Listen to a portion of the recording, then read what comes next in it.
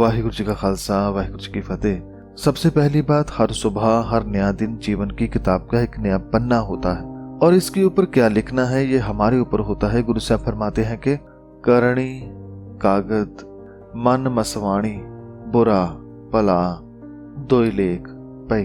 भाव हम अपने जीवन में जो भी कर्म करते हैं वह कागज की तरह हैं और स्याही है मन की, और जब ये कलम चलती है तब हमारा आचरण बन जाता है और हम जो भी बुरा भला कर्म करते हैं वह हमारे आचरण पर, हमारे मन पर लिखा जाता है और उसी के हिसाब से हम सुख दुख पाते हैं। तो संगत जी, हर सुबह जो कि हमारे लिए हमारी जीवन की किताब का एक नया पन्ना है, उस पर हमने अच्छे कर्म लिखने हैं या बुरे, ये हमारे ऊपर है। लेकिन सबसे अच्छी बात तो यही होगी कि हम अपने जीवन की किताब को अच्छे कर्मों में लिखें, क्योंकि जब कोई हमारे जीवन की किताब को खोले तो उसे इसमें से अच्छे कर्मों की सुगंधी प्राप्त हो, ना कि बुरे कर्मों की दुर्गंध। तो सबसे पहली बात कि हर सुबह हमारे लिए एक खाली पन्ना लेकर आती है, उस पर हमने अच्छे कर्मों के शब्द लिखने हैं ताकि हमारा आचरण अच्छा बन सके।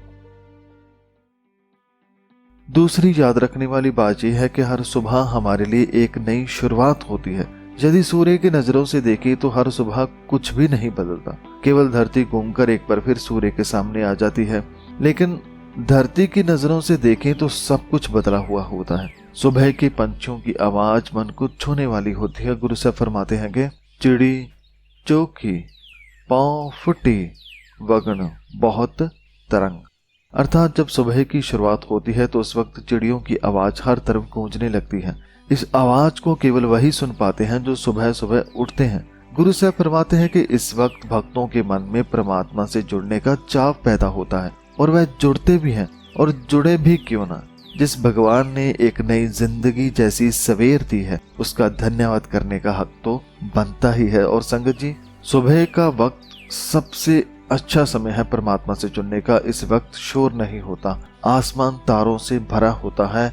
ये जो नजारा है सचमुच बहुत कमाल का होता है। अगर हम इसको दूसरी तरफ से देखें, यानी ये तारे और ये पंछी तो दिन में भी होते हैं, लेकिन दिन के शोर शराबे के कारण पक्षियों के गीत हमारे कान सुन नहीं पाते, और तारे जो दिन में भी वही होते हैं लेकिन सूर्य की रोशनी के कारण आंखों ने देख नहीं पाती। इसलिए जो सुबह का आनंद है वह सुबह ही लिया जा सकता है। तो दूसरी जो याद रखने वाली बात यह है कि हमने सुबह का आनंद परमात्मा से जुड़कर लेना है और इस ताजगी को दिन भर मन में बसा कर रखना है। तीसरी बात जो ध्यान देने वाली है वह है धन्यवाद। संगत जी, सुबह उठते ही परमात्मा का धन्यवाद करें कि ऐ मेरे मालिक, आपने मुझे आज फिर नई जिंदगी दी, एक नई सुबह दी, इसके लिए आपका शुक्रिया। संगत जी, गुरु साहब गुरबानी में भी फरमाते हैं कि जीवन मिलना, ये शरीर मिलना कोई छोटी मोटी बात नहीं है, ये बहुत ही बड़ी बात है। जीवन मिलना किसी वरदान से कम नहीं। गुरु साहब फरमाते हैं कि मनुष्य हीरे जवाहरातों को तो कीमती समझता है, लेकिन उससे भी कीमती है ये जीवन जो हमें मिला, लेकिन हम इसकी कदर नहीं करते। गुरु साहब फरमाते हैं कि मानस जन्म अमोलक पायो, बिरथा काह गवामो रहो। अर्थात ये मानव जन्म अमोलक है, बहुत ही बहुमूल्य है, इसकी कोई कीमत नहीं। इस कीमती जीवन को इंसान क्यों बेकार में गंवा रहा है। गंवाने का यहाँ अर्थ है कि ये जीवन तो हमें अपने भीतर से सत्य परमात्मा को पहचान कर उससे एक होने के लिए मिला था, लेकिन हम उस तरफ कभी ध्यान ही नहीं देते और बेकार के कामों में लगकर जीवन को तबाह कर लेते हैं। तो तीसरी याद रखने वाली बात यह है कि ये जीवन जो हमें मिला है ये बहुत कीमती है, इसकी हमें कदर करनी चाहिए, इसका शुक्रिया करना चाहिए और उस परमात्मा से जुड़कर इस जीवन को सफल करना चाहिए। चौथी बात जो सुबह याद रखने वाली है वह है लाभ की। हमें सुबह उठने से बहुत बड़ा लाभ होता है। वह यह कि जब दिन निकल जाता है फिर तो हम अपने परिवार से, दोस्तों से, सभी से मिलते हैं, लेकिन सुबह का जो समय है ये एक ऐसा समय होता है जब हम परमात्मा से मिलते हैं। ये वह समय है जब मन परमात्मा यानी दोनों एक साथ बैठकर बातें करते हैं। गुरु की वाणी को पढ़ना, परमात्मा से बात करना है, और जब मन परमात्मा की बात सुनता है तो उसे उसमें से आनंद आता है। तो गुरु साहब भी यही फरमाते हैं कि सुबह सुबह दुनिया को छोड़ो और रब से जुड़ो। नाव पर बातें शब्द त्याग्य छोड़ो दुनी परिता।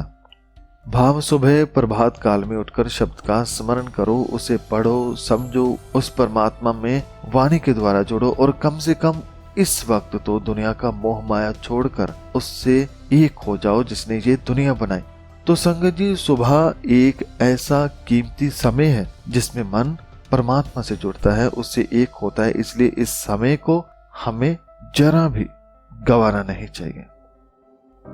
पांचवी बात करेंगे ताजगी की। जैसे फूलों में ताजगी होती है, फूलों को देखकर हर किसी का मन महक उठता है। संगत जी, इस संसार में सुगंधी देने वाले फूलों ने हमारे चारों ओर के माहौल को कितना सुहावना बना रखा है। ये परमात्मा की अपार कृपा है। लेकिन गुरु से फरमाते हैं कि फूलों की महक भी वही उठा पाता है जो इसका आशिक। गुरु से फरमाते हैं, रसिया होवे मुस्क का तब फूल पछाणे। भाव फूलों से भी कोई तभी प्रेम कर पाता है जब कोई सुगंधी का प्रेमी हो। तो जैसे खिले हुए फूल हमारे चेहरों पर मुस्कान लाते हैं, ऐसे ही हमने बनना है फूल जैसे।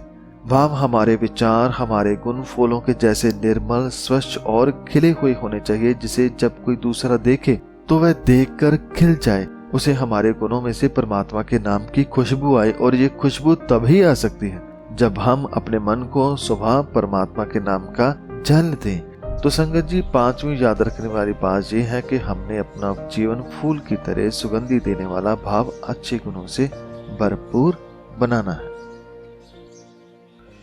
तो ये तो थी कुछ 5 बातें, लेकिन इसके साथ ही कुछ और बातें हम जानते हैं कि सुबह उठने से हमें क्या क्या फायदे होते हैं। जैसे कि जो सुबह जल्दी उठते हैं उन्हें दिन के बाकी काम भाग भाग कर नहीं करने पड़ते।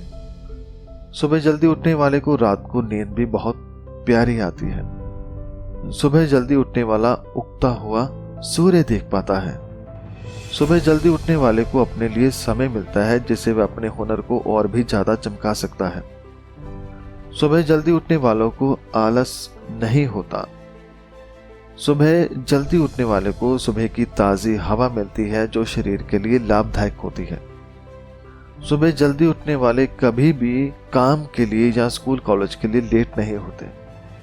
और सुबह सुबह यदि हम गुरुद्वारा साहब जाएं तो हमारा दिन और भी अच्छा गुजरता है। तो संगत जी, इस तरह के और भी बहुत सारे फायदे हमें होते हैं जब हम समय का सही उपयोग करते हैं, जब हम सुबह अमृत वेले में उठते हैं। और याद रखने वाली बात हमारे लिए ये है कि हर दिन, हर नई सुबह हमारे लिए एक नया अवसर होता है और हमें इस अवसर को बड़े ही अच्छे तरीके से लेना है और इस नई सुबह के सुनहरे पन्ने पर अच्छे कर्मों के शब्द लिखने हैं और इस जीवन को सफल करना है। धन्यवाद। और धन्यवाद साहब श्री गुरु ग्रंथ साहब जी महाराज जी का, जो वह हमें इतने प्यारे उपदेश देते हैं। और आप सभी का भी धन्यवाद इस वीडियो को सुनने के लिए। वाहिगुरु जी का खालसा, वाहिगुरु जी की फतेह।